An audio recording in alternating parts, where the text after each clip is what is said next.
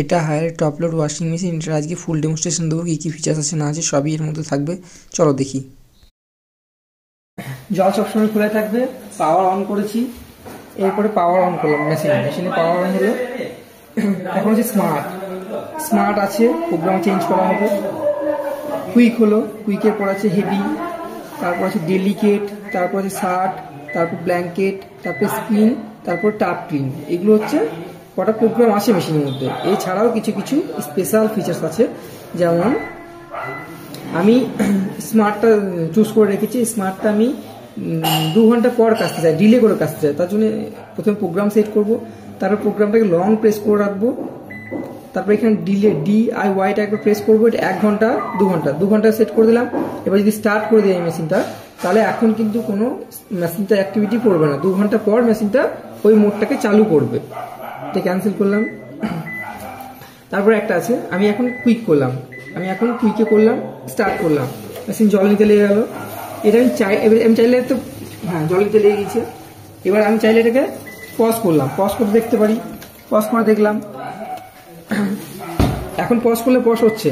Start করলাম। এবার আমি চাইল্ড লক যদি আমি করি, একবার যদি এটাকে লং প্রেস করে রেখে দিই, দাঁড়ান তার আগে এটা প্রথমে সেট হলো, তারপর এটাকে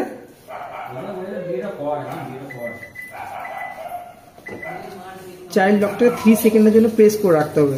তাহলে এখানে CL লেখা উঠবে। CL means child lock. আর কোনো কিছু সুইচ কাজ করবে না, প্রেস যতই করি না কেন আর কোনো সুইচ কাজ করবে না। আবার আনলক করতে গেলে এটাকে প্রেস করে 3 সেকেন্ড প্রেস করে রাখলে চাইল্ড লক আনলক হয়ে যাবে। আনলক হয়ে গেল, পজ করলাম, কাজ হচ্ছে। পাওয়ার অফ করলাম, হয়ে গেল অফ। এইবারে আলট্রা ফ্রেশ এয়ার, এইটা কুইক যে কোনো একটা মোডে গেলাম, তারপরে আলট্রা ফ্রেশ এয়ারের জন্য এটাকে DIYটাকে 3 সেকেন্ডের জন্য প্রেস করে রাখলাম। এখানে একটা সিম্বল দিল, এই যে সিম্বলটা দিয়ে দিল। এবার আমি স্টার্ট করে দিই, মেশিন এখানে কাজ করতে লাগলো, নিজে যা কাজ করবে। এবারে যে 15 মিনিট পরে যখন প্রোগ্রামটা আমার শেষ হয়ে যাবে, তারপরে মেশিনটা 20 মিনিট অন্তর 2 মিনিটের জন্য শুধু স্পিন হবে, যেন কোনো দুর্গন্ধ ভাব না থাকে। তার জন্য মেশিনটা 20 মিনিট পর এটা নিজেই ফ্রেশ হবে। এটা আনলক করার জন্য এটাকে আবার 3 সেকেন্ড প্রেস করে রাখবো, নর্মাল চলে আসবে, আর এটা ফ্রেশ এয়ার চলে যাবে, বা বন্ধ করে দিতে পারি। এটা একটা হলো।